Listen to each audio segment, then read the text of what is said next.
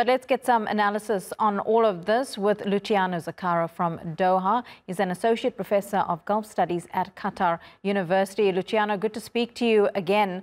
If Hassan Nasrallah's death is confirmed by Hezbollah, how does this change the playing field in Lebanon? Well, it's going to be very complicated to justify how to keep going without escalating the war. I mean, it would be difficult for Hezbollah not to retaliate, not to try to revenge the death of Nasrallah. And it will be also difficult for Iran not to do anything. I mean, since they killed Haniyeh a few months ago, Iran was saying that they will not retaliate, waiting for or giving room for the ceasefire in Gaza to happen, giving more opportunity to do that. But now, after the killing of the two big bosses of the Hamas and Hezbollah, it will be difficult for Iran not to do anything.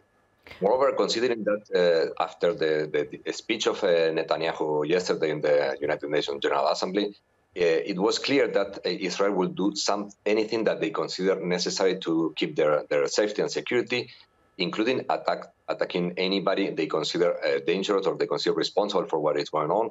They killed Haniyeh, even though it was negotiating with them. They killed Nasrallah. And they are sending a message to Iran as well, that if they want to kill anybody else, they would do it. They will not hesitate to do so. And they have the intelligence and the resources to do so. So the picture now is becoming much more complicated than ever before. And I don't see how any effort of de-escalation can succeed considering what is going on these days. Do you think this was Israel's aim all along, to draw in Iran for a broader regional war and then possibly draw in the United States as well, because the US is sending more troops to the Middle East to beef up its security there?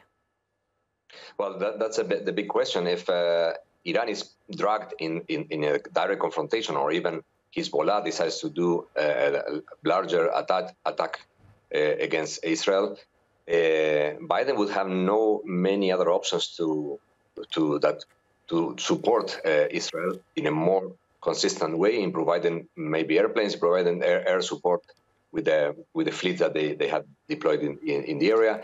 So it would be also very difficult to keep saying that the efforts of the international communities is to de-escalate the situation by convincing other actors not to enter into the fight. This is a direct action from Israel's killing one leader of one of the factions that is combating against Israel in in Lebanese territory, in the capital of Lebanon, not in the areas that they are occupied or controlled by Hezbollah. So it's endangering the whole Lebanon situation, is dragging the whole country into war, because we don't know how Lebanon will react to that.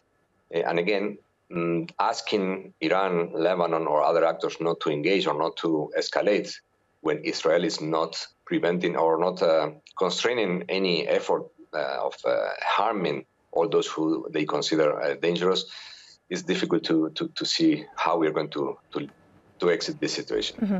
The Israeli army issuing a statement saying that this is also a message to anyone who threatens Israel that they are able to reach them. Could this mean that a ground invasion of southern Lebanon could happen next, similar to what we saw in 2006? I mean, it will all depend on the Hezbollah response and Lebanon response. I mean, now we're in the situation that one of the leaders of one of the political factions, very important for the political system, would require some kind of reflection from the political elite of Lebanon if this is an attack against Hezbollah or this is an attack against Lebanon itself. So how they will reply, how they will respond to this attack, we will see. I don't think the operative capacity of Hezbollah is totally destroyed. I mean, with the pagers and walkie-talkies, they disrupted the communications. With the killing of Nasrallah, maybe the leadership is going to be a little bit complicated right now. But the proof is that the Hezbollah was reinforced after 2006. Now it's much bigger and organized than ever before. So the capacity is still intact. So if they want to launch a bigger attack against Israel, Israel will have no more options than invading the south of the country, because, I mean, this is not working in terms of deterrence against Hezbollah.